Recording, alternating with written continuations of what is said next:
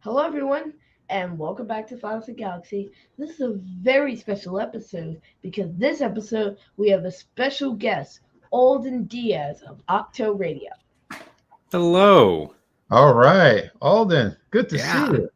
Oh, I miss you guys. I know we talk sometimes, but it's always just so refreshing to come hang out. I feel like I'm there. Yeah, This is my digital clubhouse with you guys. I love hanging out. Thanks for having me on for a show that sometimes isn't so happy. You yes, both bring all the energy. yes. Andor has just been it's been stunning. This is Mhm. Star Wars that we've never seen before. So I am excited about it. I'm excited to talk about it. We're going to discuss.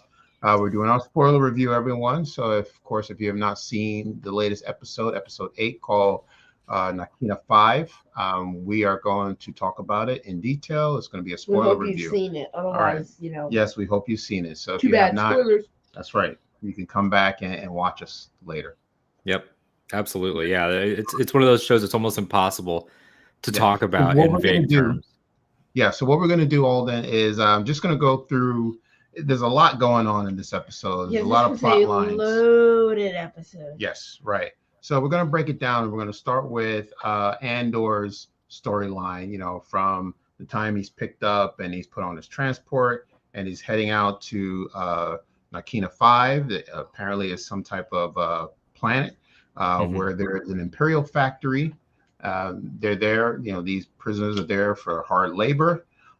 So let's talk about that. So, right. So that's what happens. So Andor leaves. He gets on a transport. He's taken, the prisoners are taken to different transports depending on their name. The Imperials have the names all listed and the planets they're heading Of to. course So, they do. yes, they're very organized. So he's heading to Narkina 5. He lands there and he meets with other prisoners who are there as well. His group. Right. And one of the first things that the Imperials ask him to do is to remove their shoes. All right. And the thing is, their floors are made of steel, and Yeah. they have these buttons where they can instantly shock you. So, Yes, right. There's an electrical current that runs through the floors, and Yep. they'll zap you whenever they don't even have to have a good reason to zap you. They can. That's power, right? And they want to make yeah, sure you that just they're kind in of like control. fall into line, zippity zap zap zap zap zap. Right. And then we're led into this facility, this factory. Yeah, we have no clue what these people are making because they just look like mining explosives of a sort. Yeah, we don't know. Actually, that's a question that we're going to ask you, Alden. Mm. But just I want to talk about the production design. Um, we've never seen anything like this in Star Wars, right? It's Mhm. stark white. Everything is pristine. It's white. Even the uniforms of the prisoners, the jumpsuits, they're white With with orange with stripes. with orange stripes. Yeah. Talk about the production design. Did what did you like about the production design? What was amazing about it? Or if you felt it was amazing, tell us what you think about the production design. Well, there are two like really interesting things about it right off the bat. One is when you look at the George Lucas of it all. Obviously, George is retired. He's not there actively making this stuff, but everyone always goes back to what he did and what he liked and what influenced him. And we've seen that a lot with Mandalorian, Westerns, and Samurais. Then you go over to something like Solo, and there's a lot of like young people racing cars and like that type of stuff from American Graffiti.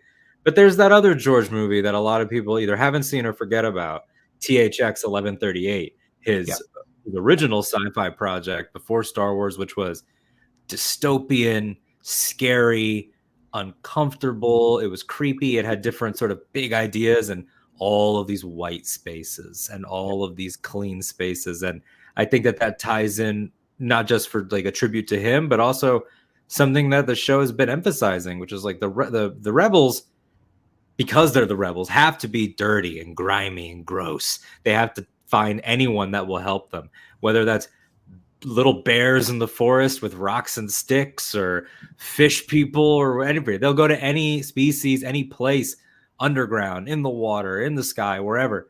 The Empire has all the tools, and Hmm. they are the cleaner ones, and they are the neater ones, and they are the more organized ones. And it's a contrast to how sick and evil they really are. Yeah.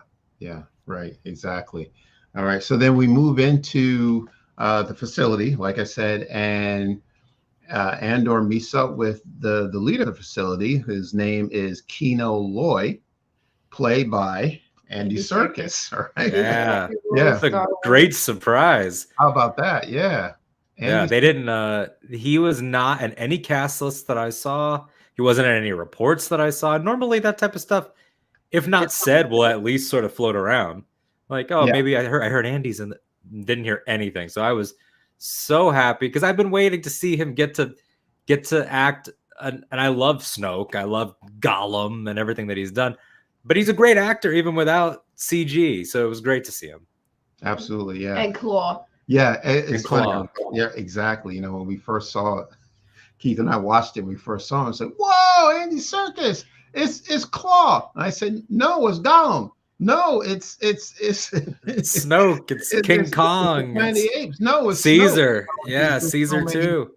Yeah, so many characters and so many people. You know, so he is amazing. He's legendary. You know what I mean? He can play any role. So I was just, you know, so excited to see him. Did not expect for him to show up, but he is there. Yeah. All right. And then we move into he assigns Andor a table 5, and he goes to table 5, and it's something that I noticed very quickly, that they gave the prisoners working at that table a name, and that says to me maybe these guys are going to be more important than we think. So the names were Jembach, Zal, Taga, Olaf, Ham, and Melshi. All right. Who do you think these guys are going to be? Are they going to be maybe future rebels, or are they going to be a part of a prison breakout? Now, the interesting thing is that those are all new names except one, and that's Melshi. Yes. Melshi, we know, is Scarif. Yep. He is Cassian's backup guy. Essentially, he's right there when Cassian says we're going with you. So at least Melshi will make it. We know Melshi will make it out, right? And you recognize the name when you saw it. Yeah. Yeah.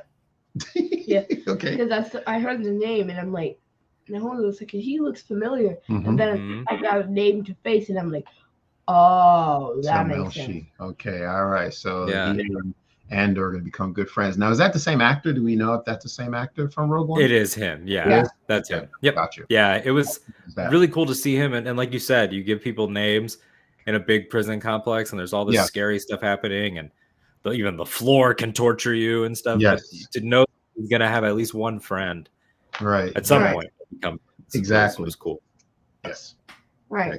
Real quick, let's take a Q&A break. Yeah, we just want to say hello to the people who have joined us. Yes, Star Wars of the Galaxy and our other 2 members.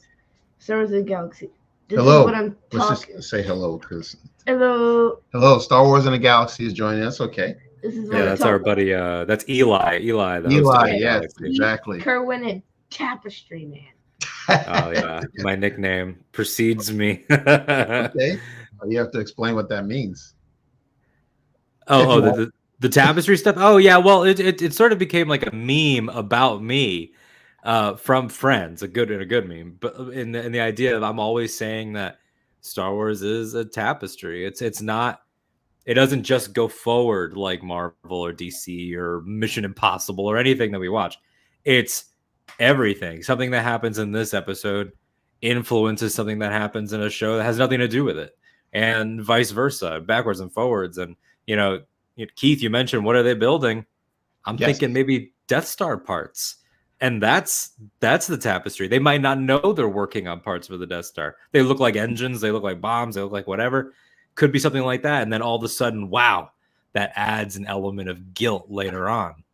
And that's the tapestry of Star Wars. Backwards, forwards, everything changes everything. Okay. Yeah, right. That was a question that we had. We weren't sure what they were building.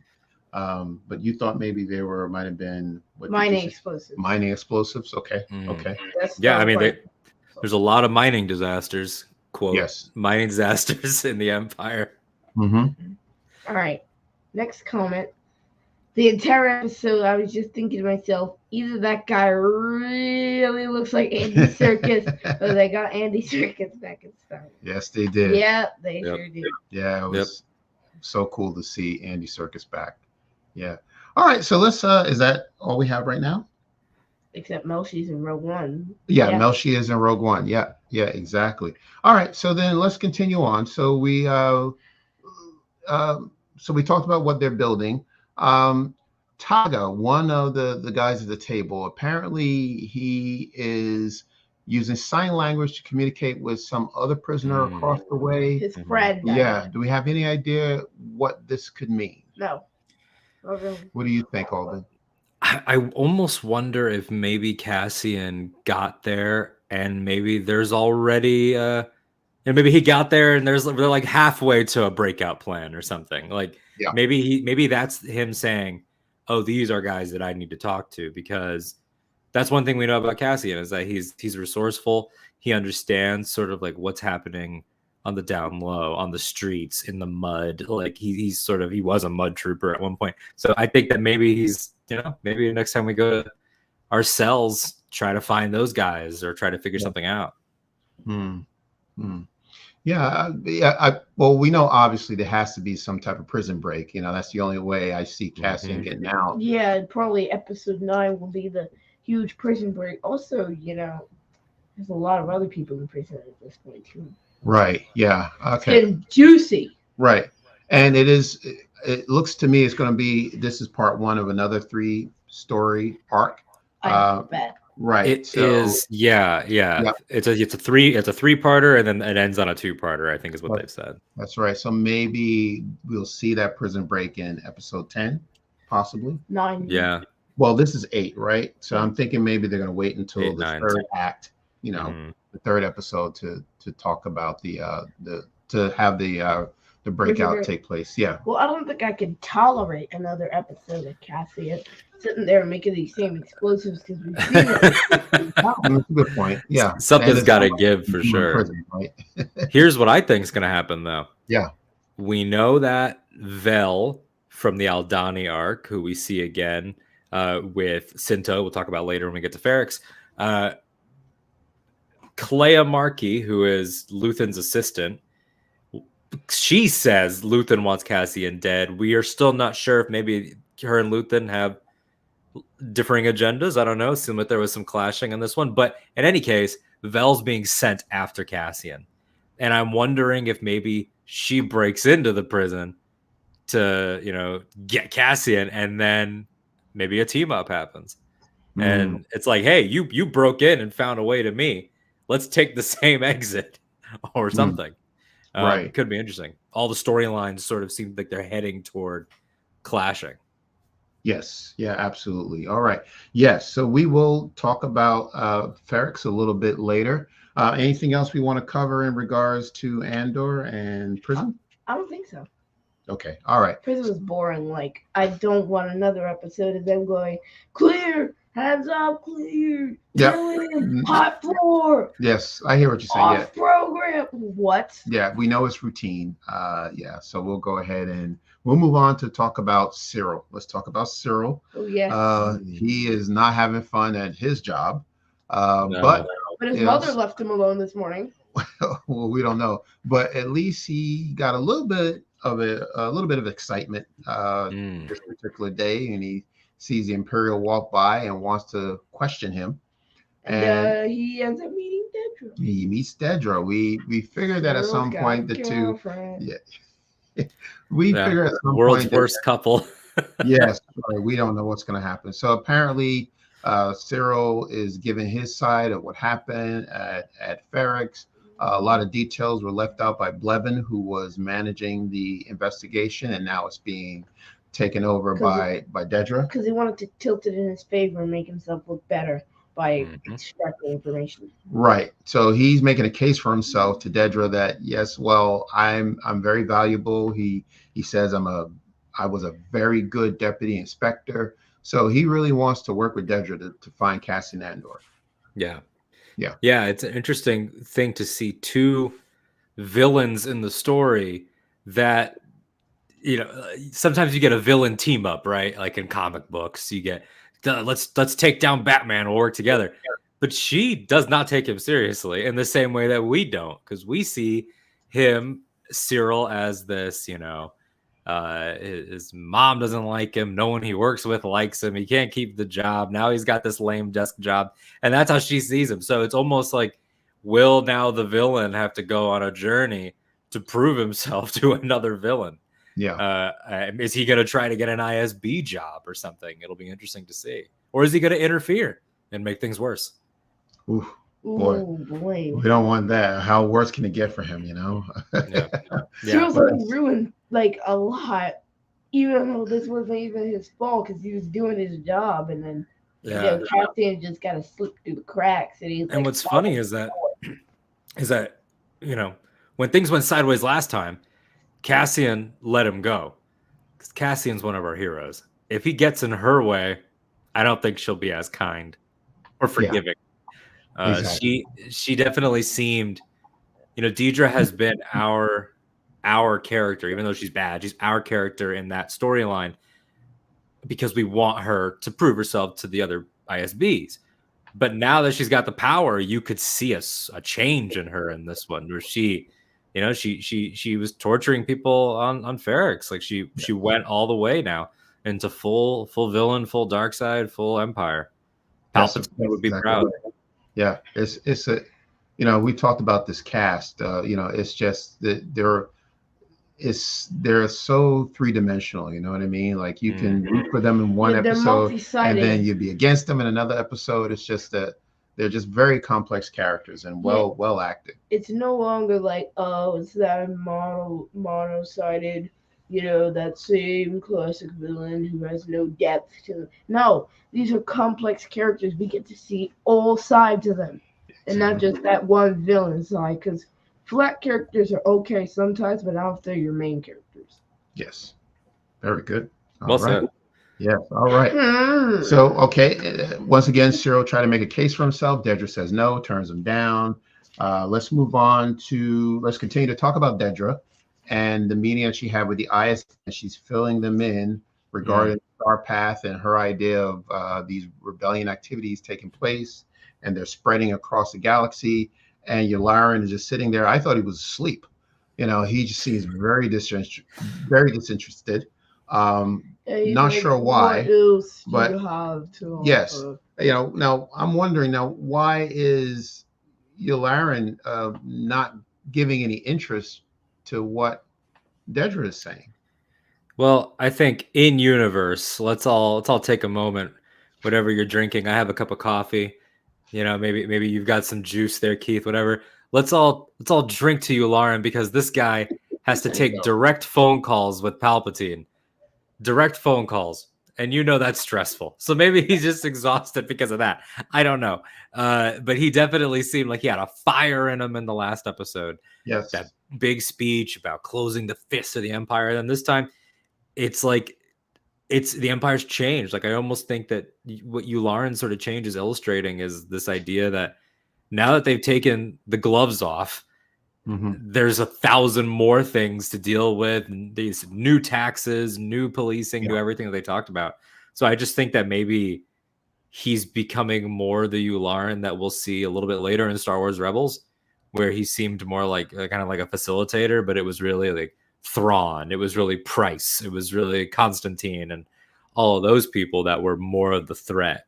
Because by the time of New Hope, Yularen he's important, but he's just one of the guys, and I think they're all in the middle of like a restructure. There's many. Yeah. I guess maybe when he talked about the robbery, to him was just a robbery, and then we're going to crack down on anybody who was a part of the robbery or who was abetting these criminals, and we're just going to impose taxes on everybody, and the whole thing's going to go away. Well, no, Dedra is saying, well, it's not just about a robbery. There's more to that. There's more that's happening behind the scenes, and he just doesn't want to hear it, because I guess maybe that's just takes up too much of his time listening, and he has to report everything that he hears back to the Emperor. The Emperor doesn't want to hear that there are rebellions being formed all over the galaxy, so I guess he's in a position where, okay, well, you know what, I'm going to keep this to myself. You do whatever you want. I'm not going to tell the Emperor anything about this until we have some solid proof. All right, finally, guys, if you have any questions, comments, or predictions, or anything close to that, let us know in the comments so we can, tell the audience. Exactly. All right. Okay. Anything else we want to talk about, Dedra, at the ISB before we get to Ferrex?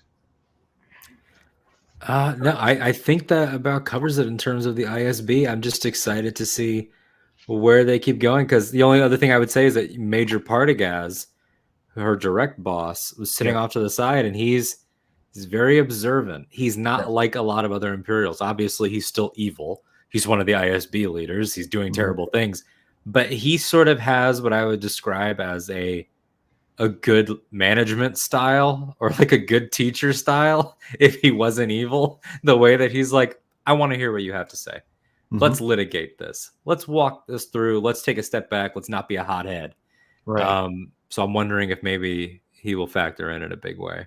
Yeah, and I think he also understands the chain of command as well. I'm guessing that Yularen is above him, so because Yularen is there, he's going to just take a step back and just listen to the conversation and join in as needed. But he's not leading, the meeting as he would if Yularen was not there. Right. Absolutely. Yeah. All right. Okay. Mon Mothma, let's talk about this dinner party. I thought we were going to Ferrex. I got it numbered. Ferrex, we'll get there. We'll get there. Come on, man. Okay. The support I get, my own partner. All right. So, yeah, real quick. Mon Mothma, it wasn't much going on that we haven't seen from last week. Tay Kolma, he's still around. I get the impression that Tay and Perrin don't like each other. I don't know if you saw that. No, but they don't seem to be the best of friends. Yeah. No. So there's some type of jealousy there. Maybe Tay is spending too much time jealous because Tay knows his own wife more than he does. Yes. Yeah. Which is just amazing. They were 15. Yeah. Come on, Perrin, step up your game, man. I think it might be a little late for Perrin to step up his game. It seems pretty over. But there are those details, right? Like, game over. You lost. But is it arranged marriage at 15? I know. Well, they don't say arranged in the show, but we know arranged because of Tony Gilroy. Old Chandrillan customs. We get the idea that all three of them went to school together, or at least knew each other during school days. And doesn't Mothma or somebody make a comment about Perrin having been the firebrand of school back in the day? Like, that tells you that there was a time maybe where he was cool and exciting, but it shows you that the system and getting rich and not caring about charity, not making friends and all that stuff, being selfish, but what it turns you into. That's right. Remember he said charity starts at the home. Yes, right. Yeah. So he's gonna go and feed his face, So, yeah. That charity starts in the home. That was a burn from Tay. Yeah, be charitable to your mouth. Yeah. And their poor daughter just stuck in these parties. She looks nervous to me. Why did this? Whenever she walks in the room, she's always like, I wonder if I'm gonna go. Yeah, I don't know what's up with her. I don't know if maybe she heard something she wasn't supposed to hear and it'll come back later, or if she saw something she wasn't supposed to see, or if she knows something. Maybe she's overhearing Mothma and doesn't know who to go to about these plans. I think she'll be a bigger factor than we think she'll be. I don't want anything bad to happen to her, but we know there is going to come a point where Mothma's pretty alone. She has the Rebel Alliance, but it's not like she's like, hey, Luke, Han, and Leia, this is my daughter. Like, she's never there. So maybe she chooses to side with her dad, or who knows what'll happen. Good point. Or maybe she just becomes a rebel. You would hope. That'd be so fun. That'd be really cool. I would like that a lot. Good point. I wonder if she's maybe spying for her dad, because it seems like she's always coming forward whenever Tay and Mothma are speaking. So maybe she's trying to pick up on something. Yeah. But she's too obvious. Yeah, well, she's young, so she's not really sure what she's doing or why she's doing it, but her father is pushing her along and said, well, go ahead and just find out what they're talking about. Just, come back and report to me type of thing. I should know, when you're spying on people, you don't go, you don't lean in, right? And let people You gotta have it. You have to sip. You look around, you have to lean. Yeah, no. Yeah, just like lean on a table, eat some snacks, take care of Exactly. the device, charity stuff at the home, so beat your face. Exactly. All right. Well, okay. Well, that story will continue. All right. Let's move on to Ferrex. Ferrex, let's All get right. it. So we're on Ferrex. Looks like Marva. You want to talk about Ferrex? Oh yeah. Okay. All right. So Marva is apparently sick because she's really cold and whatnot. Yeah. And apparently she got dizzy and fainted trying to open the Rick's floodgate to see if there was a tunnel still there. So there's a tunnel that leads under the hotel that Bix lost. And basically she was trying to open it so that the rebels could come in because she's a rebel now. They got to her. Yeah. But so Bix and Brasso are taking care of her. And then, we go back to Cinta and Vel, and they're chatting. So they have actually been sent after Cassian. I don't know if you remember I was saying that earlier. But, Clea sent them to go after Cassian, so they're on Ferrex waiting for him to come back. Of course, he's in prison, so he won't be back anytime soon. That's right. But Cinta gives us a great quote, and she says, "The struggle will always come first. We take what's left." Right. And that has to do with their relationship, Vel and Cinta's relationship. So basically, Vel wanted to stay with Cinta. She wants them to stay together, and Cinta's saying, okay, well, you can't because it might look too suspicious. So, I'm going to pretend that I'm just a daughter who's ran away from home. Vel says that's cold, and then that was the line, that it's not about them. You can tell that they have a love for each other, but it's not about them. It's about the cause. And that felt like a very personal shot, of course. Like she's probably telling us what Vel's backstory is in that moment. So we get that was cold because we see Vel, how she's able to slip back into the rich world when she meets with Clea. Like a Luthen, you get the idea that she is from, that class. She's from cities. She's from parties, all of that. Where Cinta's not. We know that Cinta's, we think we know. Her backstory was told to us by Skeen, who, as we know, was a liar. But still, yeah, the entire dynamic with them is super interesting. It's sad to know that people can't just have relationships. They can't just relax. They always constantly have to be watching their backs in this. And with Marva too, like you mentioned, like Marva's trying to do good, but without a support system, we're seeing sort of how everybody not fails, but is having a harder time, which is sort of the point, I think, of this arc. Everyone's separated. Aldhani was all about the team, and now it's you're in jail. You two have to split up. Luthen is, taking calls and not taking calls. They can't decide what they want to do there. Everyone else is dead. Yeah, a bunch of people are dead. Mothma doesn't know who she could trust in her party. It's all isolation. And as Zori Bliss would say 30 some odd years later, they win by making you think you're alone. And right now they all are alone. Very nice. Yeah. Well, now we're with the man named Pack. Like Anderson Pack. The shopkeeper, right? Yes. Yeah, so Anderson Pack and Bix are apparently friends. And he has this little area in the back that Bix uses to make her calls to Luthen. So she goes up there and she starts trying to contact Luthen, but Clea beats Luthen to the phone, and she's like, "It's that shop owner from Ferrex," like looking down on Bix, and I'm like, "Now hold on, she helped you." But anyway, Luthen's like, "Well, answer the call," and Clea says, "You're slipping, Luthen. We can't keep doing this. We'll find Cassie, but not like this." And Lucy's like, "Fine, shut it down." So, they don't agree. It gets shut down, and Bix is just on her kind of caught on the bad end of the reception because she's just like, "Why aren't they picking up?" Exactly. Man, they tapped Bix out. Yeah, right.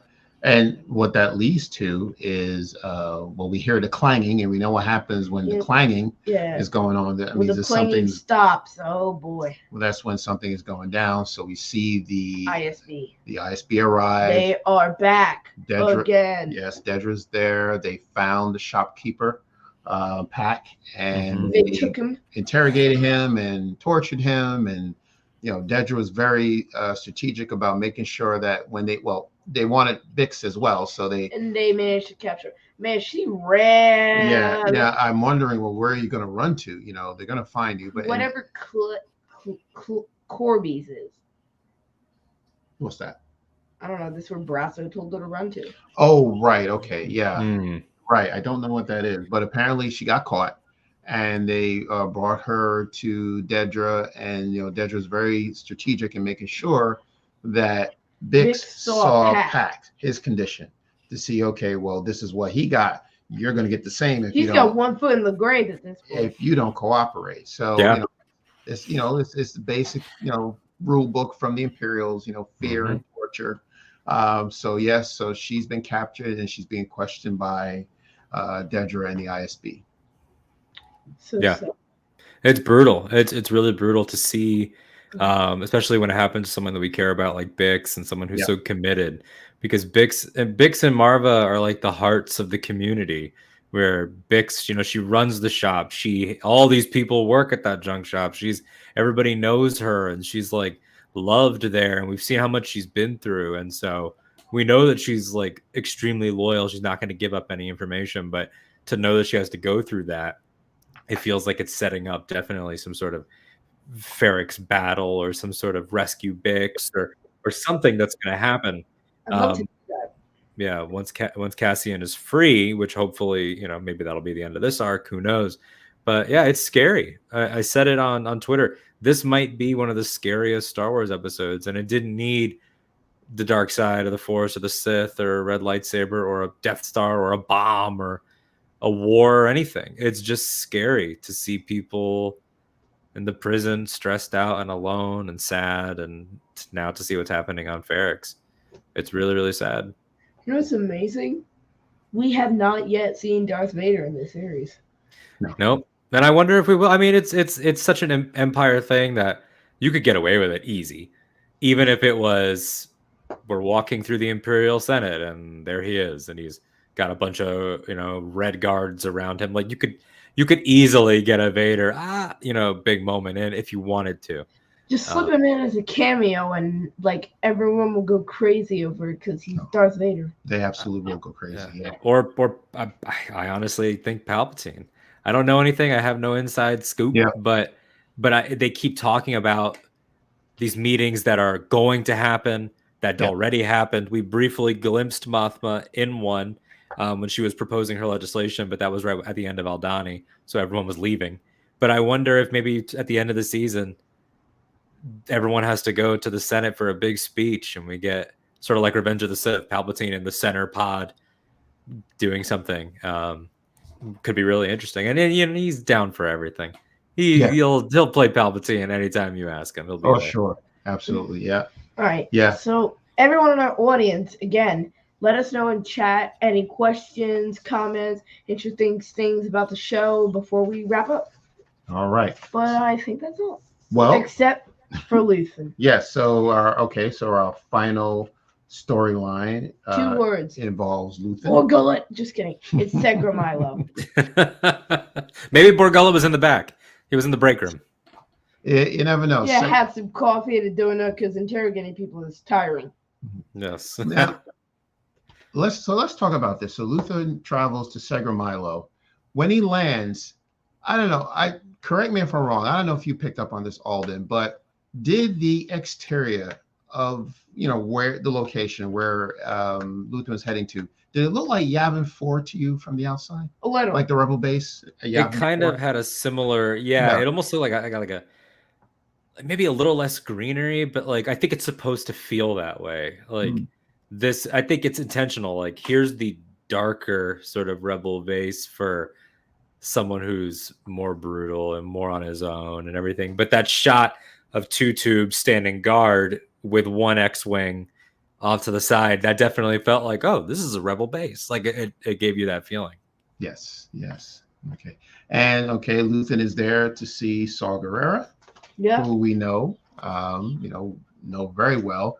And Luthen is trying to talk Saw into getting together and joining with other members of the rebellion, working together. Saw is not having any of that. Tell us about the conversation that the two of them had, Luthen and Saw. Alden, what do you think? I think it's interesting because we know that Luthen is such a chess master. This person here, you need to know this, you don't need to know this. Even people within the same mission don't always know the same things per what Luthen tells them. So to see him and Saw, I've been excited for this meeting since the trailer because we knew that they were going to talk at least a couple times. And the way that they've sort of set up this idea of, on one end you have Mothma, on the other end you have Saw, and Luthen's somewhere in the middle. And it's so cool that he scolds Mothma. It's not cool that he scolds her, but it's cool the parallels that scolds Mothma for being too trusting. But then on the other end, it's like, okay, yeah, don't trust everybody, but could you at least meet with someone?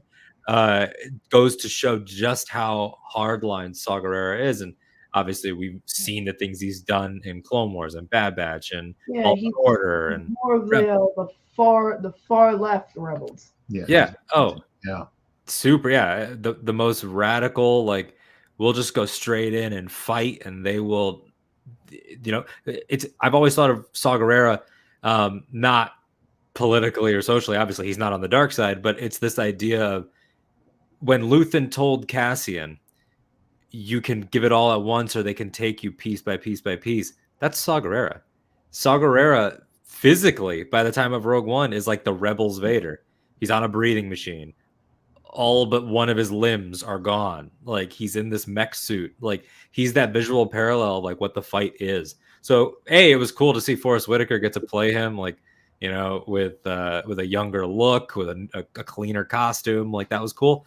But yeah, is this the beginning of the breakup with Saw? Like, maybe he will say, fine, I'll take the meeting, and then he does something crazy. And that's when they're like, we can't do it with you anymore. Because by the time of Rogue One, it's a breakup. They are not on terms anymore. So, Yeah, it was time for a breakdown. Yeah, absolutely. But I will say, before we get there, I'm gonna need to see Luthen and Saw team up against some stormtroopers or something. I want to see the old men. I want to see the old man team up. Absolutely. Why do I feel like Luthen's gonna get two blasters and just start spinning them like he's Beckett?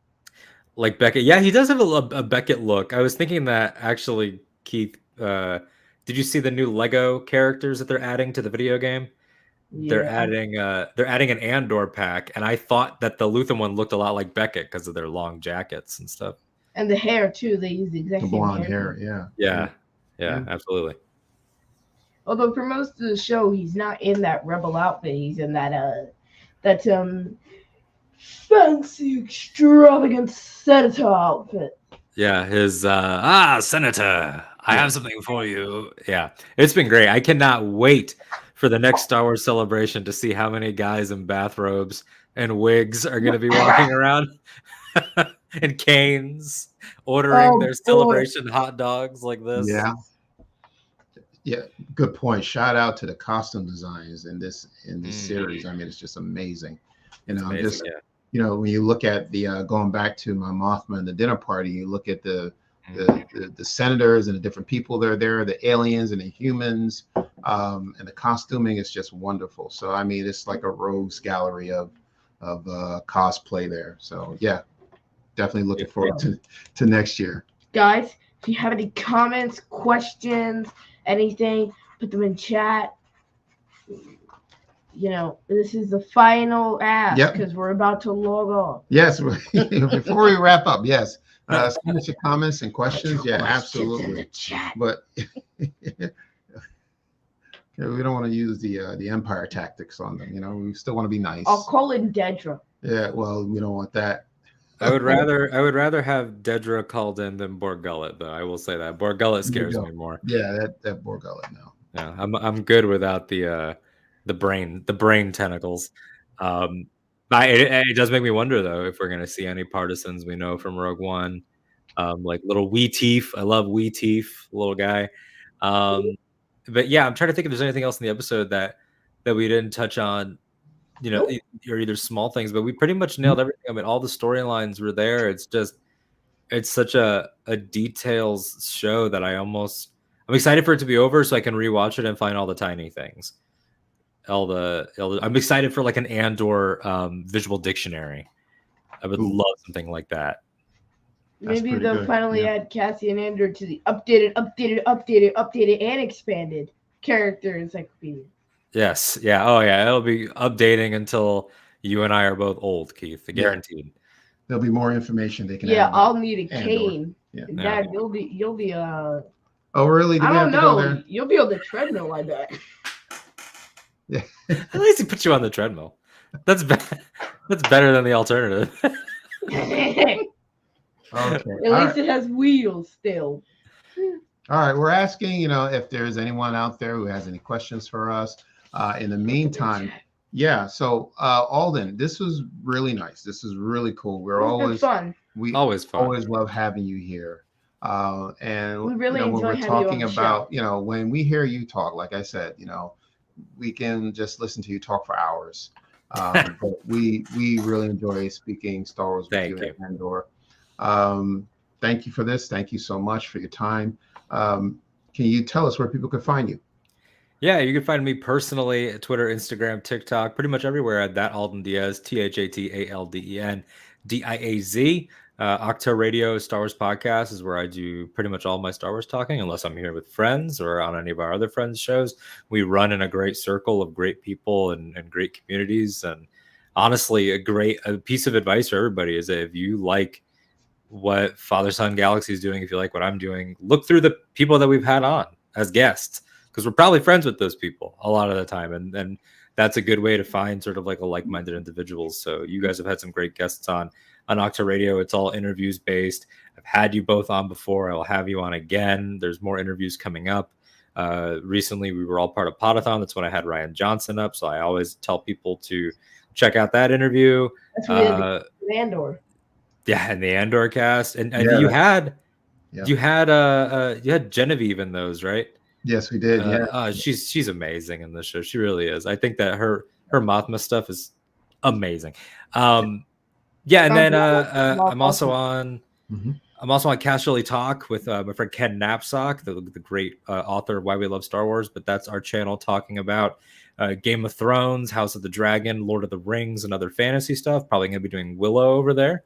And then I recently wrote for StarTrek.com. Look for more of that. And anything else I'm doing, I will let you know.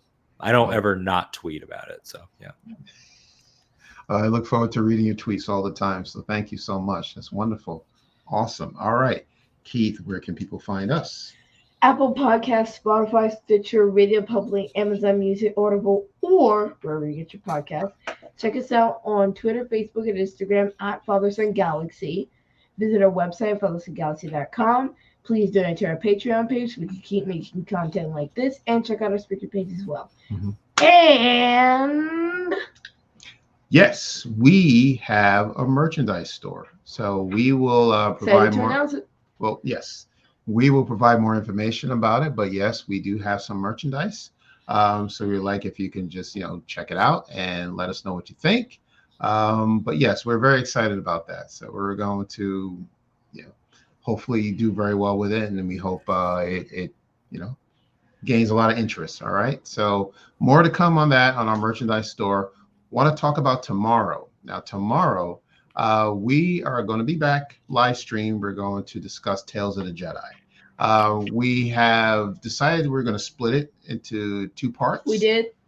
Yes. Well, we're not sure. We'll see. Really? So what we're going to do is we're going to talk about the episodes, and depending on how much information that we want to discuss, and if we have our audience with questions and comments, it could take a long time. So I'm thinking that it might be best to split it up into 2, but we'll see. All right, sure, we'll take a look. All right. Thinking maybe like a Dooku Ahsoka. Yeah, Ahsoka Dooku. Yeah, I was thinking about that too. I know I'm going to do 1 episode, but I think I might do it in sections. I will say this though, because I know that you gents haven't seen it yet.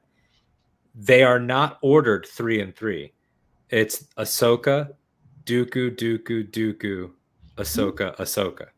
Interesting. Wow. And that's almost by design. I would have to talk to the man himself, Dave, but it feels right. You'll see what I mean. Interesting. We're waking Okay. up early to watch this show. Yeah. Okay. Yeah. All right. I can't wait. I Yeah. can't wait. So yeah. So that's the plan for tomorrow. We'll be back at 7:30 for the live stream. All right. Wow, Do we have any? flies by. Yeah. Any final questions or comments? Oh, and then we also want to mention to you that we will be continuing our Black Panther Wakanda, getting ready for Black Panther Wakanda Forever. We have some things that are happening that we will tell you about soon. But yes, we will be We talking don't want to about. spoil anything just yet. Yes, yeah, We're we close. have. Yeah, You don't Close. want to show It is- all your cards. It is close, right? It's only a couple of weeks away, so we're preparing for the new film. We'll keep you posted. All right. Okay. Anything else, Keith? New? Okay. You're writing something down, or is that has nothing to do with? Yeah. Okay. All right. Well, then, thank you everyone for tuning in to this episode. Once again, we'll see you tomorrow. So until next time, take care, and we will see you again.